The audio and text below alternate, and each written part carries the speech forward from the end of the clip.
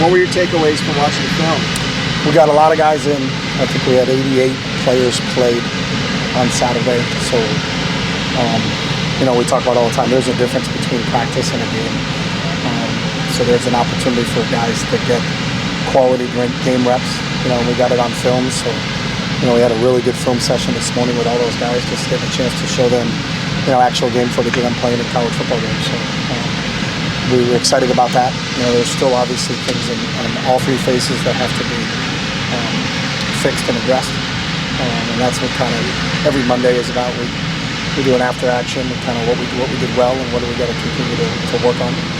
And then we jump right into our next opponent, South Alabama. So, I was pleased with what we did, but there's still a lot of things we can get better at. And that, O-line's getting better, as a group playing together. The left side's new, with Neo and Raekwon out there, and those guys are starting to get a little bit more familiar with each other. Johnny played really well for us at right guard. Duke did a really good job at center.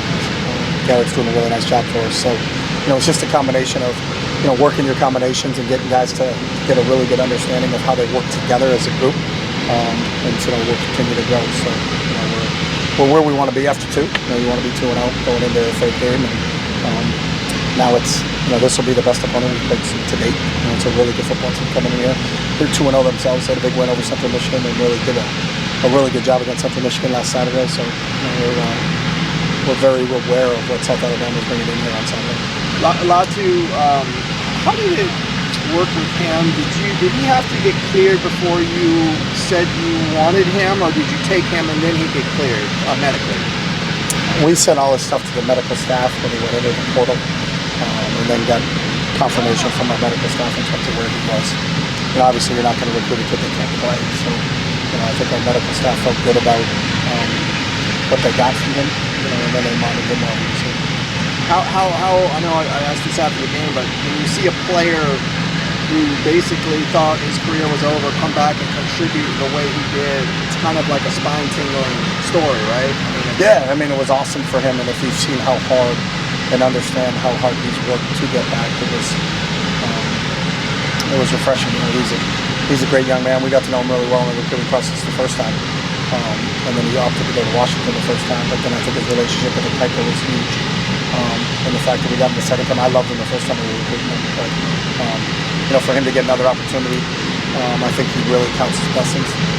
To come up with 2 sacks and a forced fumble, in his second college game back was a pretty big deal. So really, really happy for him out to him. But like anything in this game, you get it because you work for it and you deserve it, and he deserved what has happened to him, and hopefully he'll continue to grow from here.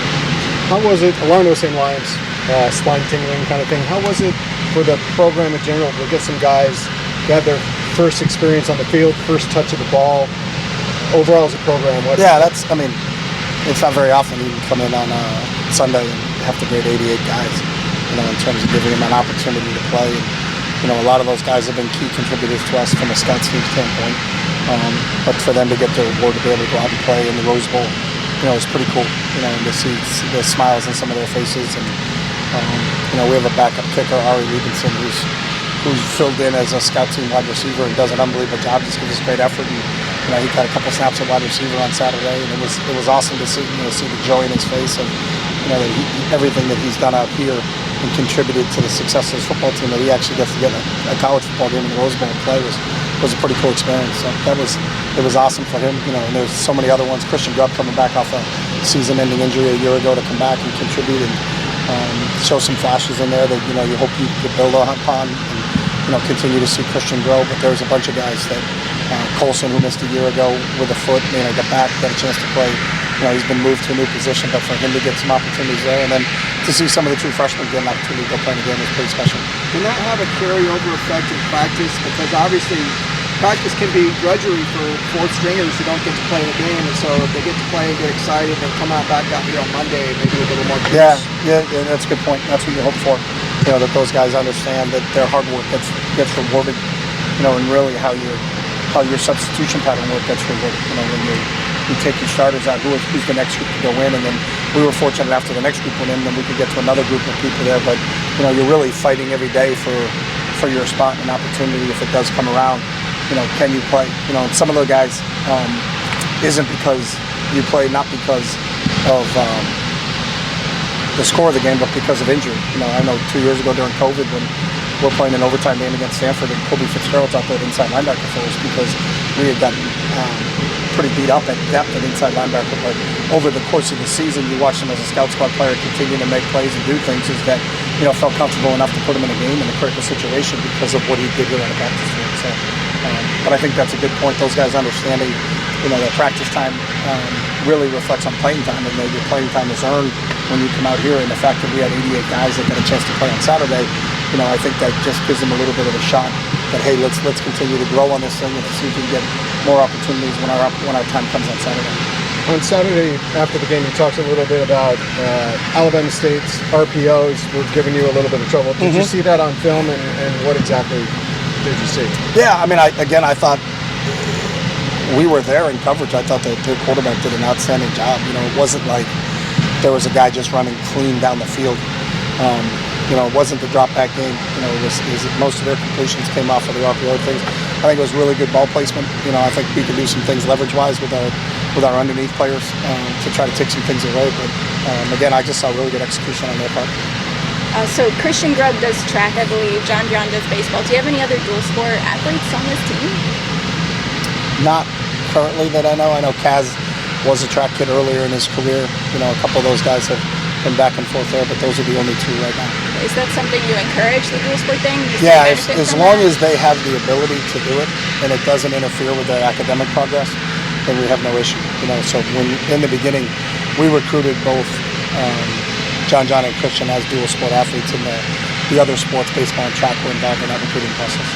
Do you see a benefit to? I've always seen a benefit in it. The track is a very easy one. If they go to track practice, they become more explosive and faster, and that's always beneficial to being a football player. But I also, our job is to help develop young men, and if developing someone like John, what's his career? Is he a professional baseball player? Is he a professional football player? Well, I'm not going to make that decision for him or tell him he has to make that decision as a 17, 18-year-old kid coming out of high school. So, that's up to him. But if he's good enough to play on our baseball team and participate, and he is, then more power to him. And there's been a few in the past. It's hard. I tip my cap to those guys. It's a hard for you academically in the coursework. You're really in season year round, and that's the difference. We have an off season in football.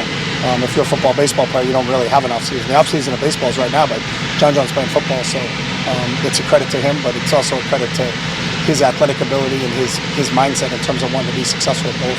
Do you have a way, the Murphy twins are not wearing their jersey numbers, do you have a way to tell them apart? If they're in a meeting room or something? Gabe and Grayson? Yeah. Hey, what, I'm sorry? Yeah. I was confused at your question because they're usually wearing their jerseys. So. Right, but they're in a meeting room and they don't. They usually wear their jerseys in the meeting room zone because we have our underneath practice jerseys have their numbers on them too. So that's a cheap deal that you can do a little bit. If they're walking into the facility or something. Murph works good. One of them has more. Their hair's a little bit different. Yeah, when you look at them. Just give me a clue. But I'm a big Murph guy. So, and very rarely are they apart. I've never seen. You hear about identical twins, but where there's one, there's the other, and those two guys are. There's a bond that's pretty unique with those two kids. They're special. So is that why you're playing together a lot? No, that we play them together because they've earned that. They're both really, really good football players, and so I think as we continue to grow here as a group, you'll see more of them because of what they can do. So. And we saw Logan take punt returns there in the second game. What did you see out of him? He's a short-handed kid. He just wasn't available in game one.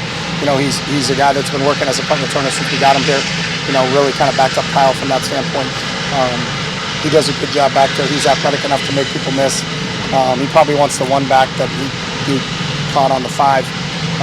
We got to put our feet on the 10-yard line and not back up. But it was good that we got an opportunity to get another guy back there and get some quality returns. Because you can't have enough people back there. But the biggest thing is you feel really confident when he's back there that he's going to catch a football and not let it bounce around and give you those situations where the ball, bounces on the 18 and rolls down inside the 5. He's going to make sure he fields every catch because he's really short-handed. So wasn't available in game 1. It was good that he was available in game 2. right, thanks. Thanks, guys.